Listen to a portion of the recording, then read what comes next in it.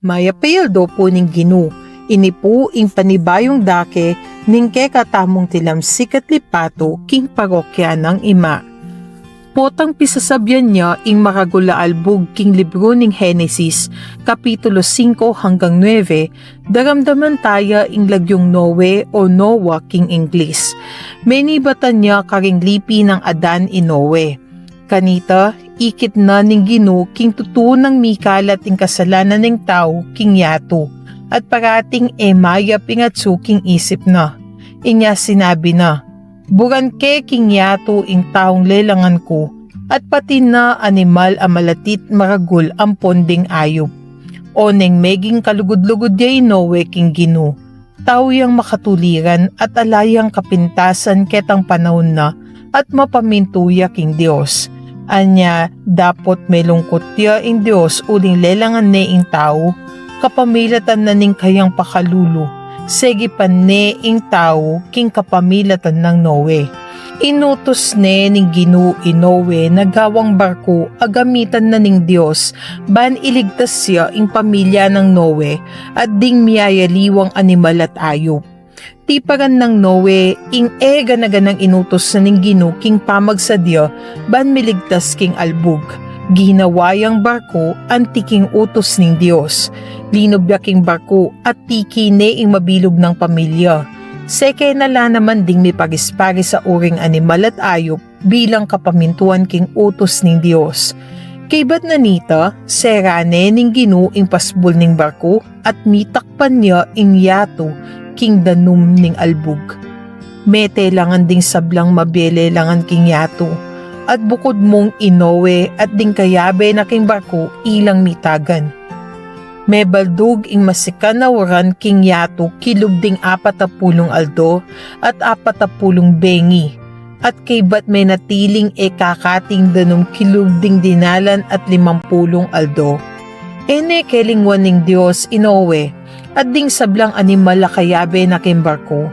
Pepatsupan ne ning Dios ing angin babo na ning yato at may gumpisang kinati ing danum. Kanita, pegumpisan na ning Ginu ing pamaglalang ng pasibayo. Pepasulapo yang ayop inowe ban abalo na nung malyari na lang lumwal. Mumuna pepasulapo ning uwak at kaybat ing patipati. Inyang kadwa ning pasulapo ing patipati, migbalik yang magdalang sangang olibo king tuktok na. Kaybat sinabi na ning Ginu kang Noe na lumwal ne king barko abering pamilya na at ding anggang animal akayabe na at pegumpisan da ing kumalat at magpakarakal king mabilog ayato. Kaybat na nito, mi daw niyang ay ni Noe king Ginu. Kanita, gewa ning Dios ing kasunduan karing anggang mabele langan king babo yato. Nga na ning Ginu, makipagkasundo ko ke kayo at pati na karing maging layo at karing sablang lelangan akayabe yu. Ayop, animal amalyap at matunod akinuldas king barko akayabe yu. Ing kasunduan niya ini, pangako ko ke kayo, king na pasibayong mikaalbog ama kamate karing ganaganang melalang. Na mikaalbog pa asumira king yato. Oy ni intanda ababye ko karing lahing salisi. Tanda ne ning kasunduan ko ke kayo at karing sablang mabele langan kayabe yu. Pibili ke karing biga ing pinanari ko bilang tanda ning gewa kong kasunduan king yato. Potang takpan keng biga ing yato at luntoya ing pinanari karing biga, ganakan ke ing kasunduan agewa ko ke kayo at ding sablang mabye. Na mikalbog pa agumisan karing mabye. Neng lontoya ing pinanari karing biga at akit ke, kanita kay ganakan ing alang-anggang kasunduan agewa ko, ampo ding sablang mabye lelangan ke tiking yato. Iti, yaing tanda na ning kasunduan agewa ko at karing ganaganang mabye lelangan king yato. Ing kwento ng Noe papakit na kay katamo na bistaman king keraklan at karagulan daging kasalanan tamo, kaburian na pamurin ng Diyos na ikabos ne ing meto ketawan. Dakala salamat po king pamakiramdam, pasibayo po ini ing kay katamong tilamsik at lipato king parokya ng ima. Mapilan pong paganaka kabang pagmasusyan tayo ing banalamisa. Ikabit ing cellphone king silent mode at iwasan gamitan iti kabang may pagmasusyan niya ing banalamisa. Ingatan la ring sariling kagamitan at maging maingat at responsable kareti, ban aiwasan ing kakawalan kareti. King Santa Misa, makyabe tamong makibat at magkantang malakas. King oras o dake ning konsegrasyon, siklawud tamongan king kapanyamban. Nung alakang pisiklawran, manatiling makatalakad. Pero nung malyari at agyuta naman, sukat tamo sanang siklawud, mas kela tamong pisiklawran, anting kagalangan king katawan at daya ng Kristo. King komunyon, tukyan tayong row by row system, panayan talang manantabe ding kaya katamong asherets. Nung tanggap komunyon king gamat, pitumpakan la ding makapaladagamat, kay li baboning wanan, tulid ning kaya kang salo. Panayan amilagayeng banalawas siya king palad, kuwanan niya ingos siya king kuwanan agamat, at agadyang isubo. Ingatan ingalang mugmug ning katawa ng Kristo ing mitagan karing gamat. Malyari amo rin tanggapan ing banalawas siya king dila. Nung eka makisadyang makinabang, paulining alika pamengong pisal, at para karing anak na alipati nanggap king pamakinabang, pikurusla ring gamat king kekang takde, danay ning kekang salo, at duko king ministro bantanggap bendisyon. Kayari na ning misa, makyabe tamong magkanta, king pamupo sa dalit, at alita pamululwal o mamako agad. Papanatilyan ning kalinisan ning kilubning pisamban. Katataluan, nung atin tamong papabless sacramentals o devotional gamit, miki birthday o miki anniversary, kay bat na po ning misa, lumapit na mo kay nikingarapan, lalam na ning sanktuaryo, alita na mamanik o dadalan po king sanktuaryo. Dakal pong salamat. Good morning, brothers and sisters. Today is the 4th Sunday in Ordinary Time. Let us greet Christ in the person of our Mass Presider, among Joseph Mary D. Bacay.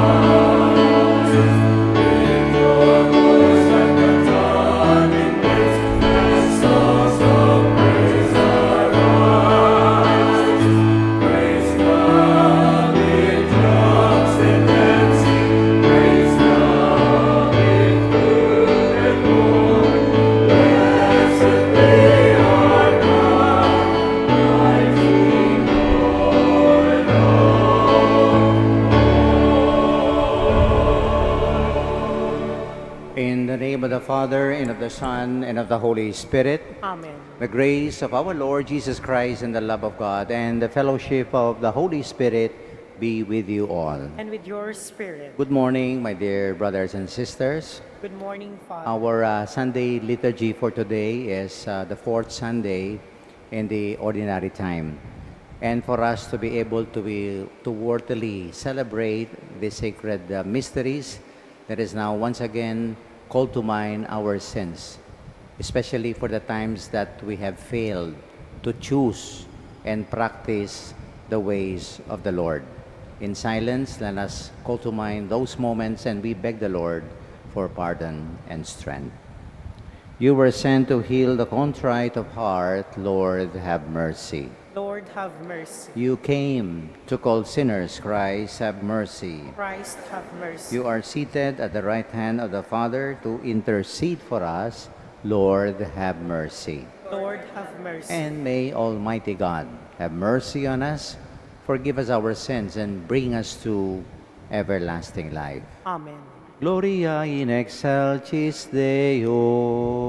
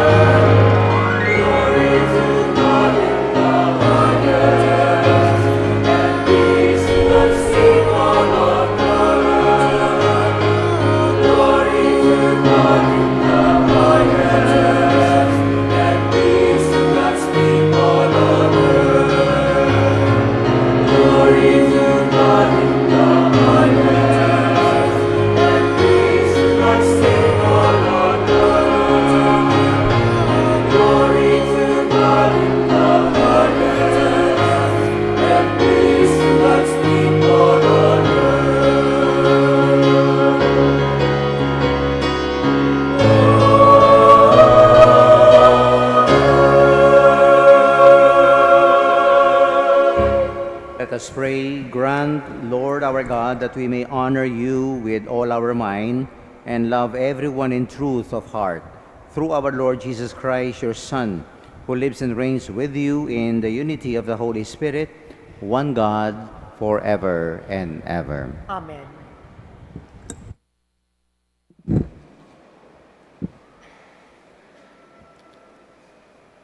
A reading from the book of the prophet Zephaniah. Seek the Lord, all you humble of the earth, who have observed his law. Seek justice, seek humility. Perhaps you may be sheltered on the day of the Lord's anger. But I will leave as a remnant in your midst, a people humble and lowly. Who shall take refuge in the name of the Lord, the remnant of Israel? They shall do no wrong and speak no lies, nor shall there be found in their mouths a deceitful tongue. They shall pasture and coach their flocks, with none to disturb them. The word of the Lord. Thanks be to God. Blessed are the poor in spirit, the kingdom of heaven is theirs.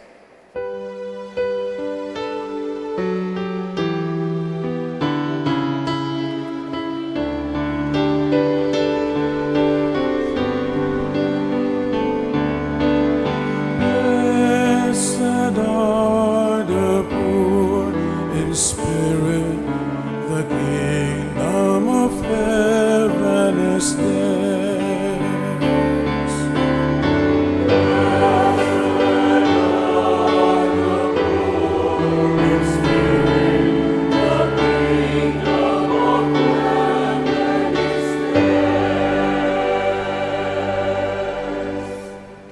The Lord keeps faith forever, secures justice for the oppressed, gives food to the hungry. The Lord sets captives free.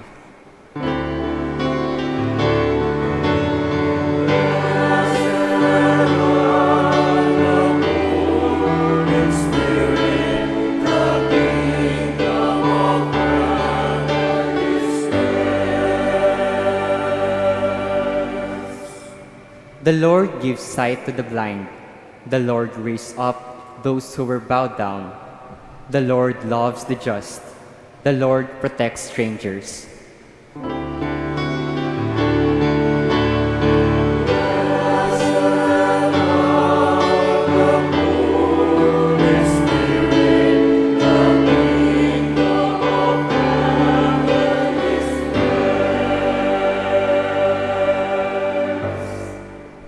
The fatherless and the widow the Lord sustains, but the way of the wicked he thwarts.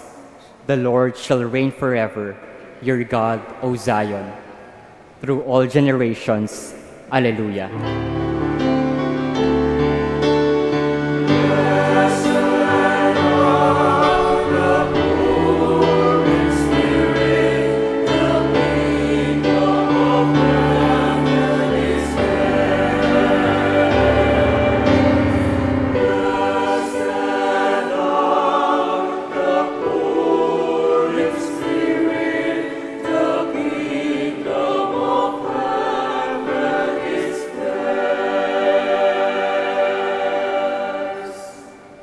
A reading from the first letter of St. Paul to the Corinthians. Consider your own calling, brothers and sisters. Not many of you were wise by human standards. Not many were powerful. Not many were of noble birth. Rather, God chose the foolish of the world to shame the wise, and God chose the weak of the world to shame the strong. And God chose the lowly and despised of the world, those who count for nothing, to reduce to nothing those who are something, so that no human being might boast before God. It is due to him that you are in Christ Jesus, who became for us wisdom from God, as well as righteousness, sanctification, and redemption, so that, as it is written, whoever boasts should boast in the Lord. Word of the Lord. Thanks be to God.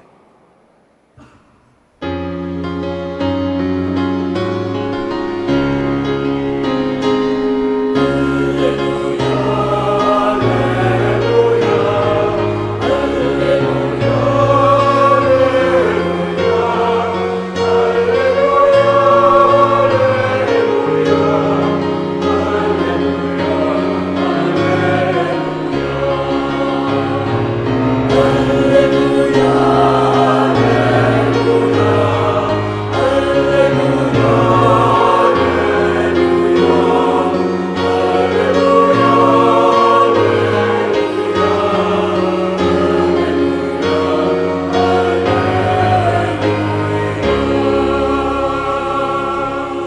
Rejoice and be glad. Your reward will be great in heaven.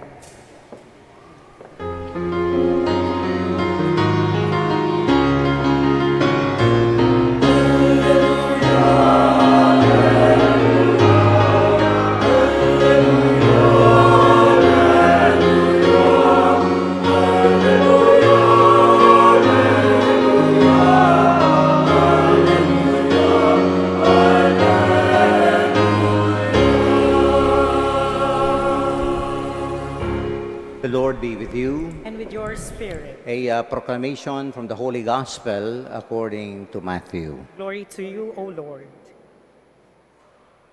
When Jesus saw the crowds, he went up the mountain, and after he had sat down, his disciples came to him. He began to teach them, saying, "Blessed are the poor in spirit, for theirs is the kingdom of heaven. Blessed are they who mourn, for they will be comforted. Blessed are the meek, for they will inherit the land. Blessed are they who hunger and thirst for righteousness, for they will be satisfied. Blessed are the merciful, for they will be shown mercy. Blessed are the clean of heart, for they will see God. Blessed are the peacemakers, for they will be called children of God. Blessed are they who are persecuted for the sake of righteousness, for theirs is the kingdom of heaven. And blessed are you when they insult you and persecute you and utter every kind of evil against you falsely because of me. Rejoice and be glad, for your reward will be great in heaven." My dear friends, the good news of our salvation. Praise to you, Lord Jesus Christ. We are now on the fourth Sunday, in ordinary time. And if you have listened very attentively to all our readings today, they are actually giving us not only a disturbing message, but I think for me, this is a very revolutionary, a very radical, life-changing message, because it really goes against our worldly or earthly mindset, especially our gospel today, regarding the Beatitudes. If I will use an analogy, bala mo po if you, I think you have witnessed a competition, a contest, okay? Usually po kayong contest, kayong metong competition, it is the brightest, the smartest, the strongest who will win the championship. And they will be awarded a trophy. Pero Kenny, it's a different ball game because the winners are not the strongest. They are actually the lowest, the simplest, the humblest, and the weakest. Hey, it doesn't make sense. Diyan makanano mong isipan, reng may na, ilang malamu, manyambut keng trope. See? We cannot comprehend this. But this is what our readings are all about. It is really an upside down movement. Nepo, malamu, may baligtad. Nepo. And let me share two important insights for all of us to bring along with. Number one is this. What are these Beatitudes? For me, Beatitudes means happiness. Who are the people who are really happy? And I think all of us, we have a goal to live a happy life. Itamungan bisatang maging masaya, right?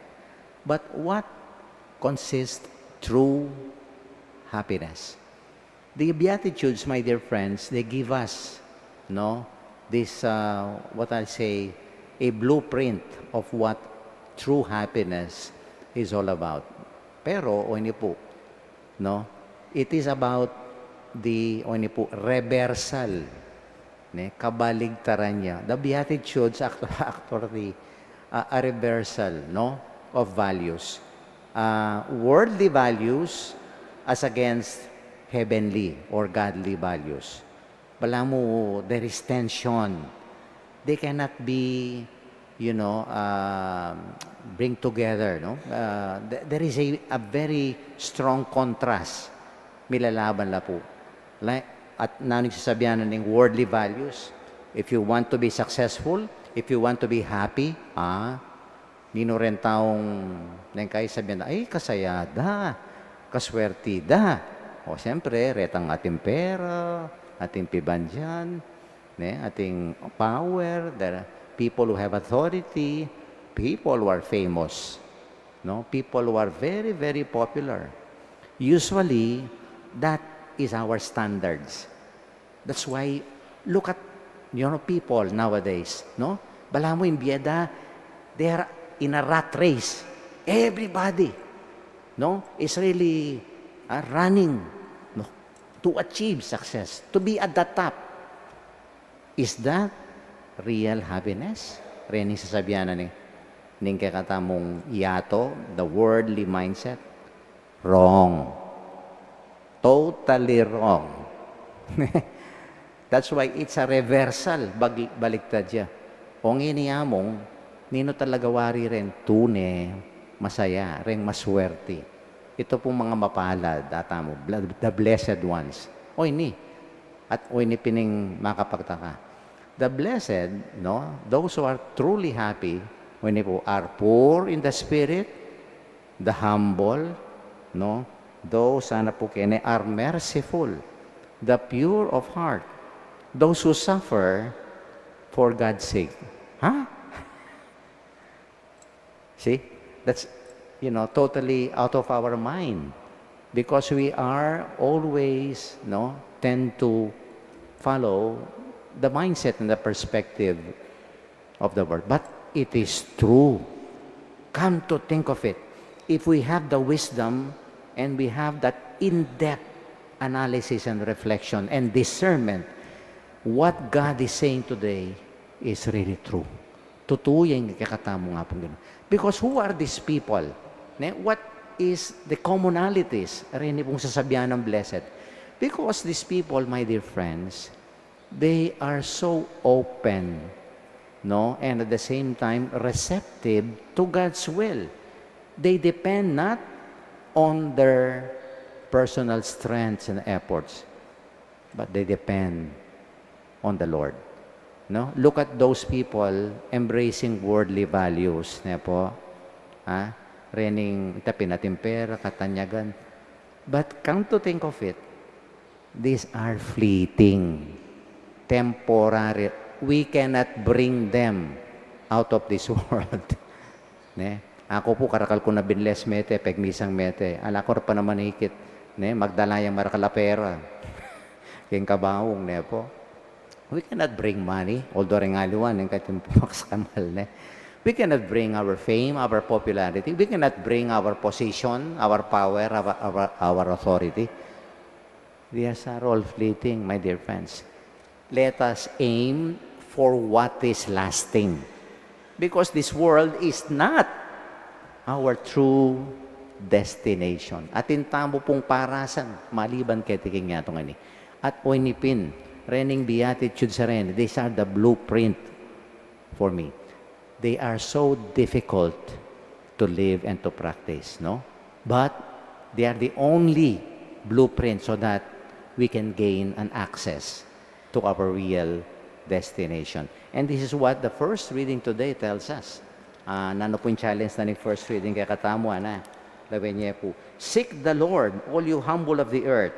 Seek justice. Seek humility. O hindi po, seek the ways of the Lord. Choose the ways of the Lord. Choose His standards. O hindi ka nung pilinan tamo. Po ni kaya katamong first reading. But oftentimes, that is the question. Do you choose God's ways or do you choose the ways of the world? Are you just? Are you humble? At ini po in challenge na ng first reading yan. Po. And, tagdagan tayo po, of course, the response today, echoes one of the beatitude. Blessed are the poor in spirit, the kingdom of heaven is theirs. And the second reading today, my dear friends, ini po, if you do not choose God's ways, Nung talagang masyastabuntok, tayo pipilinan ng paralan ng Ginoo, what will happen to us? That's why, the second reading today gives us a very stern warning, a caution. Bala mo betong yung babala. What will happen to people who do not seek, choose, and practice the ways of the Lord, no matter how difficult they are? O hindi po kaning malyari. Sasabihan na po St. Paul kay niya na, look at this. God chose the foolish of the world to shame the wise. God chose the weak of the world to shame the strong. God chose the lowly and despised of the world, those who count for nothing, so that those who reduce to nothing, those who are something, so that no human being might boast before God. Because whoever wants to boast should boast in the Lord. O hindi po, kapatid. Nung ka no pipilinan di na nakataan chance ni kapong Ginoo. He will shame us. The wise, the proud, the conceited, those people who act as if they know everything. God will shame these people. Look at this, what is happening. Lowering niyo po, those who are involved in the anomalous flood projects, the corruption. Nanomilyari, some are jailed already. Look at this. May sira la pamilya. Kikyak la. My God, they are regretting what they did. Pero may nga sira in biyeda. Before, God, they have a lot of money, they live luxurious lives, they drive luxury cars, they go to fancy restaurants, they travel a lot. But today, for me, what is happening to these people, God is shaming them. He is pulling them down. And this is what the Blessed Mother, is telling us in her Magnificat. Sinabi na, the lowly He will raise, but those who are conceited, He will bring them down. At yan po yung malyari kay katamo. Patsay at pipilinan yung paralanan ng Ginoo, ibagsak na katamo ng Ginoo. It's a matter of time. God, is giving us a lot of chances, pero sasabihan na po ng kakatamong second reading ngayon. Nung bisa kayo magmaragul magmaragul ko king Ginoo. And I think this is a stern warning to all of us. Sa lahat ng mga pagmaragul, kingarapan na ng Ginoo, kapatid. That's why seeking, choosing, and practicing the Beatitudes, o hindi po yung para. It is a difficult road and a journey, but God will be with us. And this journey, no matter how difficult, and this is the second point, it's a revival, reversal, of the worldly, against the heavenly values. Second, it is actually, for me, the Beatitudes, these ways of the Lord, they are actually a road map. Mapala. What do you do with the map? Diba? You read the map, and of course, you follow the map. Potang ating kang any GPS. Ating kang mapa, you follow, and you actually drive towards that direction. Likewise, the Beatitudes are the road map leading us to our destination. But, as I have said, the road to eternal life is not really easy. But it will bring us lasting freedom, happiness, healing, and peace. At totoo po, I can mention a lot of examples here, Like for example, ako po ating kumbalo, a CEO in a company, bright, very smart, wealthy, but he does not use his influence, his wealth to dominate and to control people. Ating niya pong metong a foundation, and quietly, silently, he helps the poor. He uses all gifts from the Lord at the service of other people. That is poor in spirit. No applauses, no publicity, But there are people who are like that. These are poor in spirit. O kaya ating kupumbalo mo naman, no? Dream job na king Singapore. Ne po, Singapore. Again, she was offered. O ning paninaya na talaga. Ne? Dream come true ya po kaya. But you know, ne, I think triple yung salary na. But she has a daughter ne, na autistic po. And of course, because of her love, the sacrifice that she's doing for the daughter, no, he did not live in the Philippines. He forgo ita pong job opportunities. Purity. Kasi tinyang lugod, kining anak na. Mapi naman, career path ito, success siya para kayo. But she chose the way of the Lord to suffer with her daughter. Yan po, kasanteng. Misan po, balo yung ating atad na ako po after my mass, no? Ini pong magmaneo, atad na ako kining local ko kay radio station. And all of a sudden, you know, somebody, no, cut our way. At pong biglang cut kay. Oro, ini magmaneo. Diyos ko, may nga luto yan. Linawin na, bala mo, among, ana, nung eda kakayabe. Ana, penagal kayan, ana. Tsaka kay Pemusin na, ana. Tsaka kay Palmuran, ana. Talagang mga luto yan po na eh. Well, nanong gawa ko, telang kay Pugamat. Sabi ko, brother, control your emotions. Ako, you know, ako po tatin dahilan. Maybe that guy has a reason, has an emergency, no, he is responding to. Diba? E tamo balo. Poto yung mga maligwaya. Kaya ba't sinabi ko kaya ako? Kinote kayo ni. Remember ako, blessed are the peacemaker, for they shall see God. At balo yo, may kakapayapan. Diba po? At totoo. Or for example, you know, when you forgive, you become merciful to other people. They don't deserve it. And you don't do that because they deserve it. No. Because you don't want to be slave of your anger, of your bitterness. Yapin, patawaran me. Lunos ka. And you will experience that lasting peace and freedom in your life. That is why truly it makes sense. These are the roadmaps na sana po tukyan tamo. Seek them, choose them, and let us be resolved to practice them, no matter how difficult, because there will be persecutions, there will be suffering, my dear friends, but it is the only way, no, to reach our final destination. Well, to end my homily today, I'll give you a little story here, no? At po ang linapit kay pari, na among, I want to be humble. Bisaya ka no magpakumbaba. Ini nga anak kayo nila. Very young man. Really? Ano man ni pare? O sige, this is what you should do. First and foremost, admit and accept that you are not always right. Tanggapan mo nakaman parating is true, ba? Big reaction, Among to tell you the truth, I'm always right. Makanya.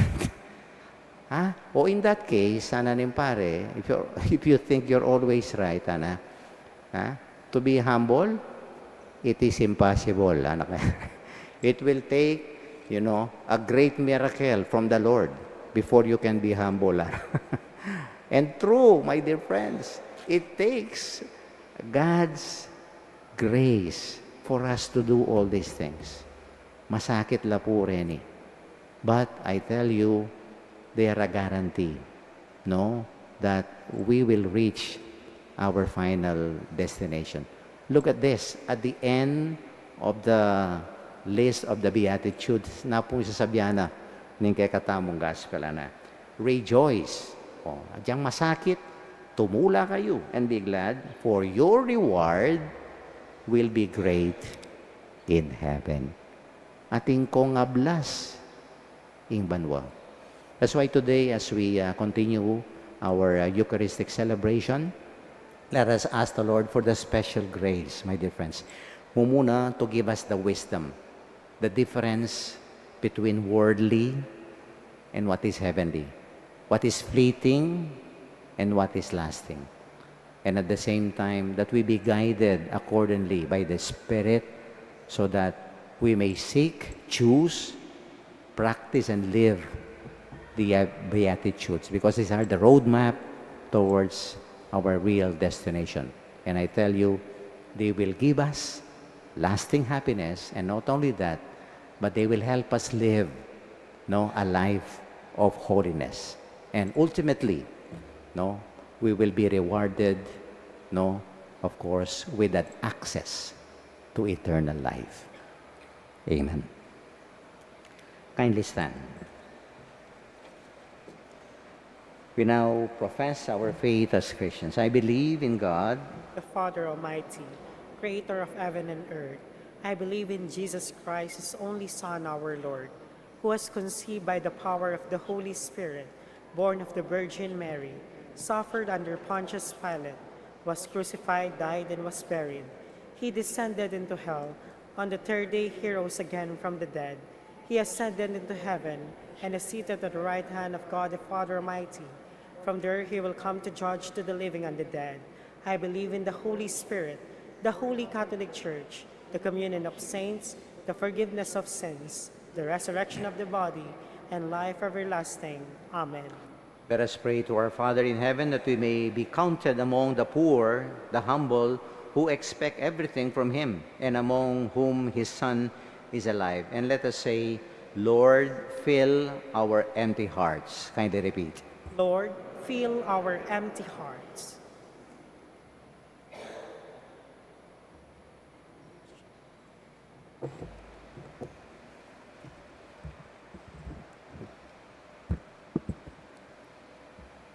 For those who are groping to find God, that they may discover Him. For those who think that they already possess God, that they may seek Him. Let us pray. Lord, fill our empty hearts. For those who are afraid of the future, that they find trust and confidence. For those who have failed in the past, that they may be given new opportunities. Let us pray. Lord, fill our empty hearts. For all who doubt, that they may not despair. For all who have lost their way in life, that they may find a home. For the lonely, that they may encounter a caring person. Let us pray. Lord, fill our empty hearts. For those who have no time, that they make time out to pause and to be available to people. For those who have plenty of time, that they may use it for service. Let us pray. Lord, fill our empty hearts. For all who hunger in whatever way, that they may be satisfied. For those who satisfied, that they may learn what hunger is. Let us pray. Lord, fill our empty hearts. For those who are well off, that they may not become proud. For the high and the mighty, that they may realize how vulnerable they are. Let us pray. Lord, fill our empty hearts. In the silence in our heart, let us pray to our personal intentions. Lord our God, from whom all good things come, we pray you today for all those living between hope and fear, and for ourselves. Set us free from worldly anxieties and false securities, and give us all that is good, through Jesus Christ our Lord. Amen.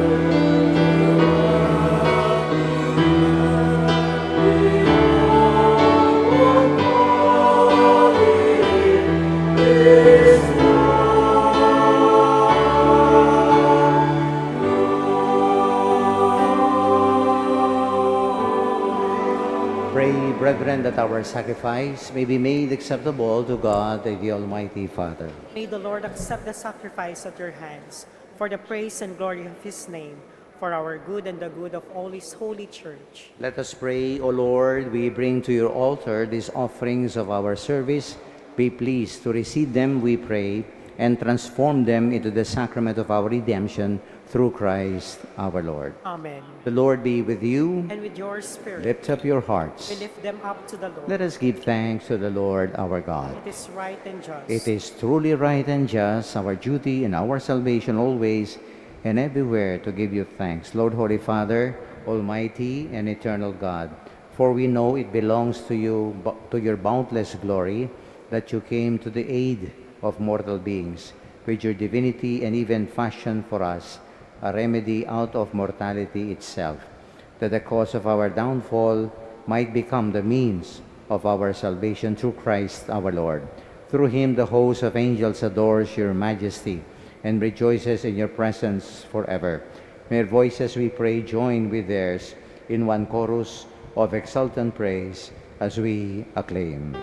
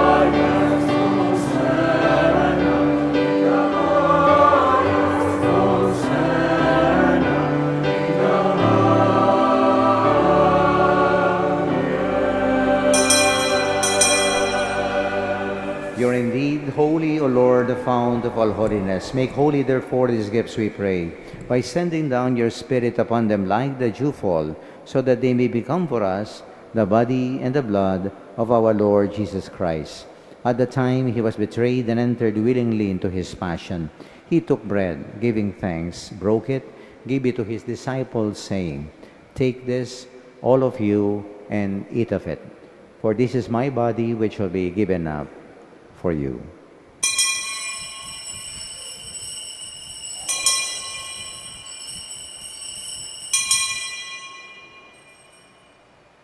In a similar way, when supper was ended, he took the chalice, and once more giving thanks, and he gave it to his disciples, saying, "Take this, all of you, and drink from it.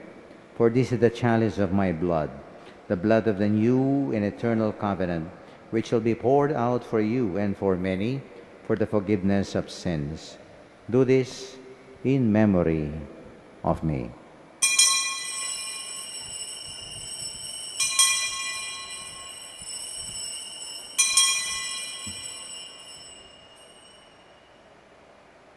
The mystery of faith.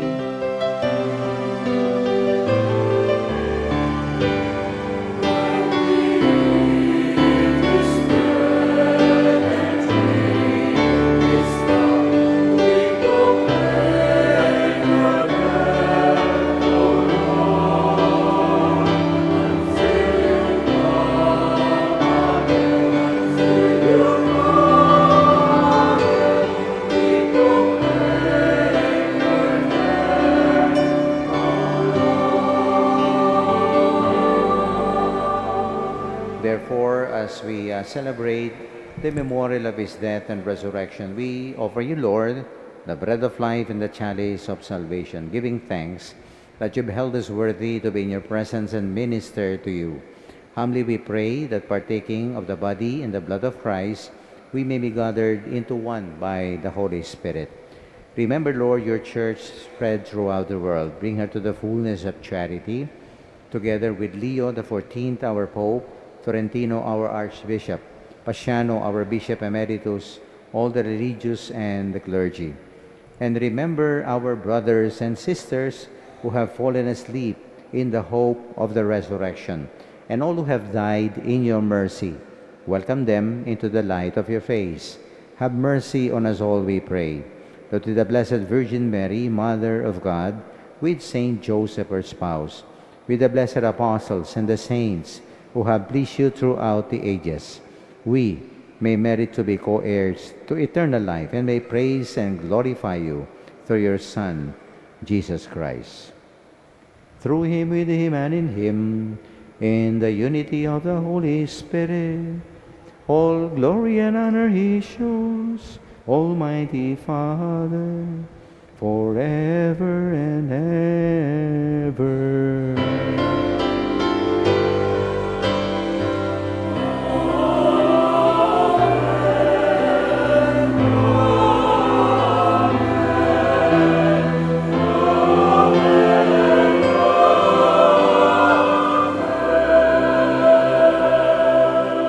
As children of God, let us now call upon our loving Father to the very words our Savior gave us.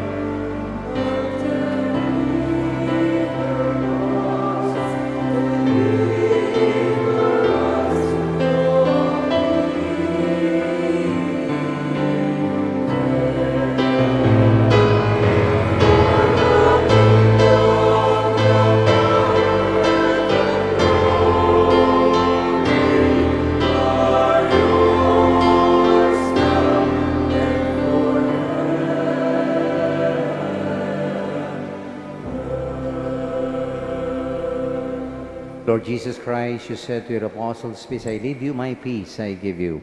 Look not on our sins, but on the faith of your church, and graciously grant her peace and unity in accordance with your will, you who live and reign forever and ever." Amen.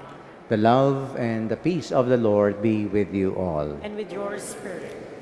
As peacemakers, let us now share each other the peace and the love of the Lord. Peace be with you. Kapayapaan po. Kaya kayo.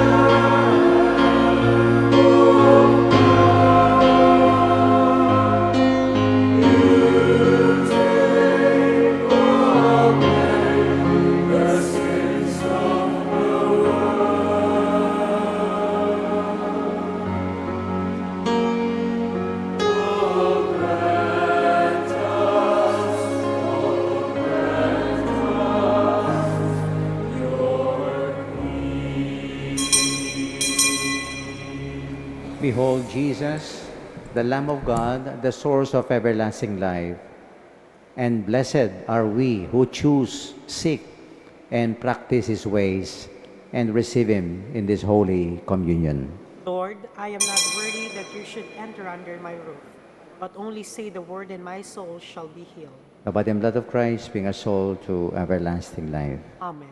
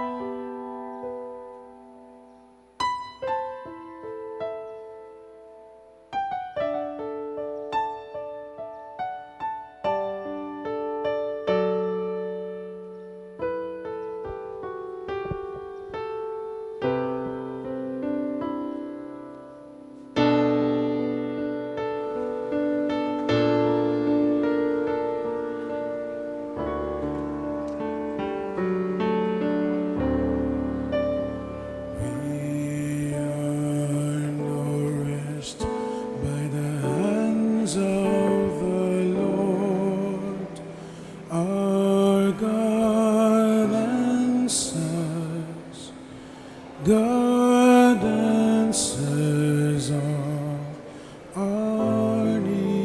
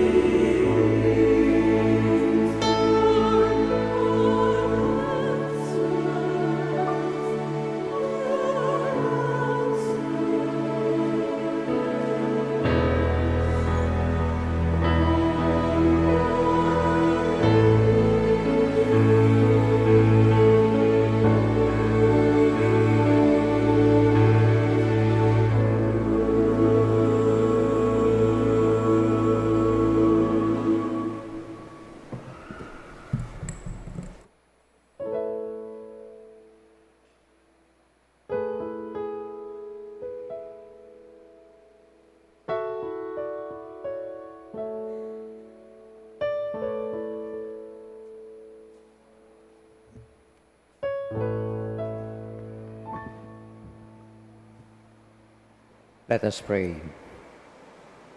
Our God and Father, you recognize yourself in the poor and the humble of this earth, and to them you give Jesus your Son as their companion in life.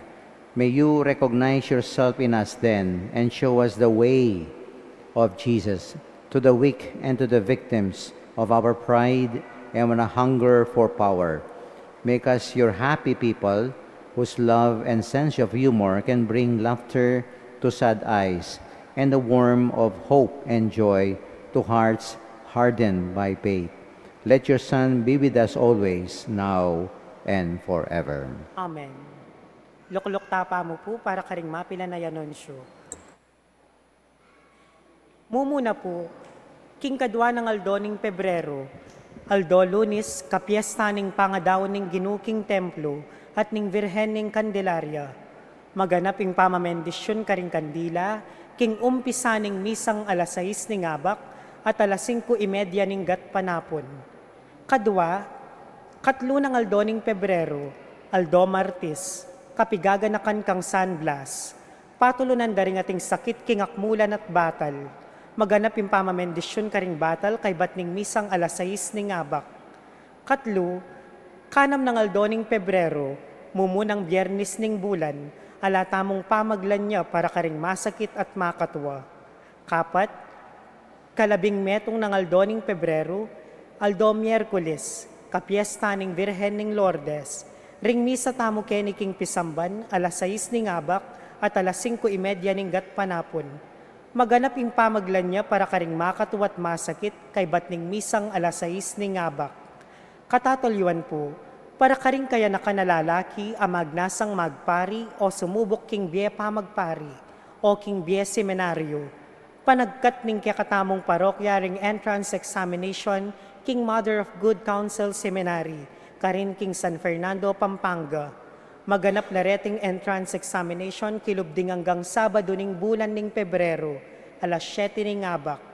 Karing interesado, malyaring makipagugnayan king Parish Vocation Committee, apanimuna ng Brother Paulo Velasquez, o kaya naman king opisina na ning Pisamban. Antimurin po king kawalo ng aldoning Pebrero, aldo Domingo, pagmasusyanta mo po keti king parokya, ing CBCP, ECMI, ing National Day of Prayer and Awareness Against Human Trafficking, alas 7:30 ning abak ing Santa Misa, kay bat maganap ing Forum on Awareness Against Human Trafficking, king Cardinal Santos Hall, alas 8:30 hanggang alas 11:30 ning abak. Agkatanda kayo pong tumagon kaniting programa ning Parish and Archdiocese Migrants Desk. Dakal pong salamat.